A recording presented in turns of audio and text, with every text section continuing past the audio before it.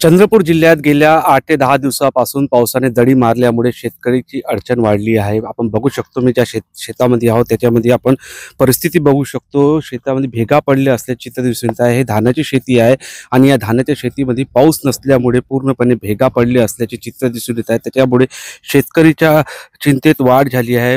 जर पाऊस आला नाही तर हे पूर्ण पीक करपण्याची भीती वर्तवली जात आहे. एकीकडे शेतकऱ्याला मजूर मिळत नाही रोवणीसाठी, तर दुसरीकडे अशी परिस्थिती पावसाअभावी शेतकऱ्याची होत असल्याचे चित्र दिसून येत आहे. चंद्रपूर जिल्ह्यात बघितलं गेलं तर प्रामुख्याने धान, सोयाबीन, कापूस हे पीक घेतले जाते. त्यांना पाण्याची फार आवश्यकता असते, परंतु अशा परिस्थितीमध्ये अगं पावसाने दडी मारली आहे. त्याच्यामुळे कुठेतरी शेतकऱ्याच्या चिंतेत भर पडली असल्याचे चित्र दिसून येत आहे. आता तरी वरुण राजा यांच्यावर मेहरबान होणार का हे बघणं महत्त्वाचं आहे. जर पावसाने अशीच दडी मारून ठेवली तर कुठेतरी शेतकऱ्याच्या चिंतेत वाढ पडणार आहे. निलेश डहाट, TV9 मराठी, चंद्रपूर.